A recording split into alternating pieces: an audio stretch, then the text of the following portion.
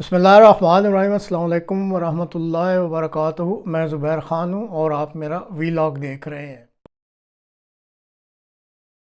जो अल्फाज हमारे मुंह से निकलते हैं इनका इतना असर है, जैसे जादू का असर होता है, जैसे तेजाब का असर होता है, जैसे छुरी का असर होता है, जैसे खुशबू का असर होता है। आपने ये टर्म सुनी होगी, ओरल हाइजीन। उसका मतलब है कि दांत साफ हो, मुंह साफ हो, मुंह से स्मेल ना आए। मेरी मुलाकात हुई एक लिंग्विस्टिक्स की माहिर, उन्होंने मुझे एक तरकीब टर्म जो है उससे रुशनास कराया और वो टर्म थी वर्बल हाइजीन। तो उन्होंने ये समझाया कि अगर हम अपने बच्चों को 200 के करीब ऐसे अल्फाज सिखा दें जो तमीज वाले हों, तहजीब वाले हों, जिनके अंदर शाइस्तगी हो, जिसके अंदर इनकसारी हो, बदतमीजी ना हो, जिसके अंदर खुरदरापन ना हो, जिसके अंदर एक नरमी हो, तो सिर्फ ये अल्फाज सीखने से और इन अल्फाज के इस्तेमाल करने से उनकी शख्सियत के ऊपर वही असर पड़ेगा जो कि उन अल्फाज की तासीर होगी। यानी अगर हम उन बच्चों को फर्ज करें उन्हें किसी की बात पसंद नहीं आए और वो एक रफ लहजे में उनसे गुफ्तगू करें, खुदरे लहजे में गुफ्तगू करें, उसके मुकाबले में वो ये कहें कि आपने जो बात कही है मैं इस बात से इत्तेफाक नहीं करता और मैं ये चाहता हूं कि आप मुझे इसके बारे में मजीद बताएं, बनिस्बत इसके कि हम कहें और चल क्या बातें मारी जा रहा है, ऐसे फजूल बातें मारी जा रहा है। अच्छा, अब ये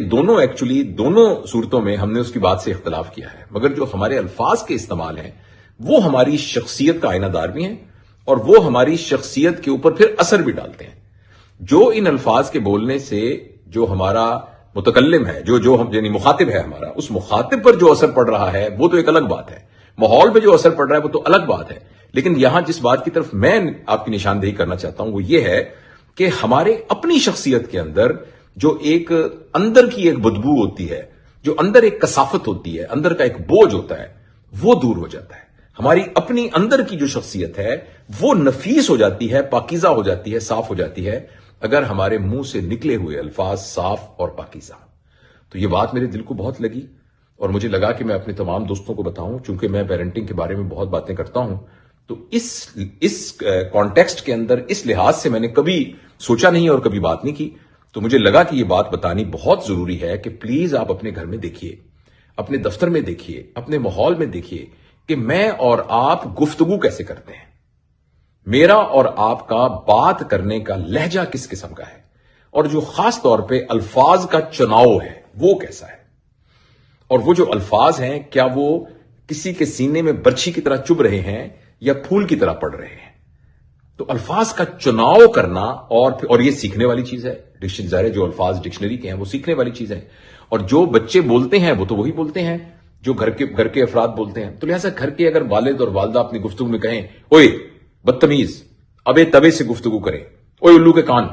अबे उल्लू के चरखे, अबे तू क्या कर रहा है, मैं लगाऊंगा एक मुंह के ऊपर तेरे, मतलब इस तरह के लहजे में अगर गुफ्तगू करते हैं, देखता हूं मैं तुम कैसे करते हो, इस तरह की गुफ्तगू लहजे में गुफ्तगू करते हैं, या उसके मुकाबले में एक शाइस्तगी से गुफ्तगू करते हैं, एक तमीज के साथ गुफ्तगू करते हैं, इख्तलाफ करते वक्त भी उसके अंदर अदब को मलहूज रखते हैं,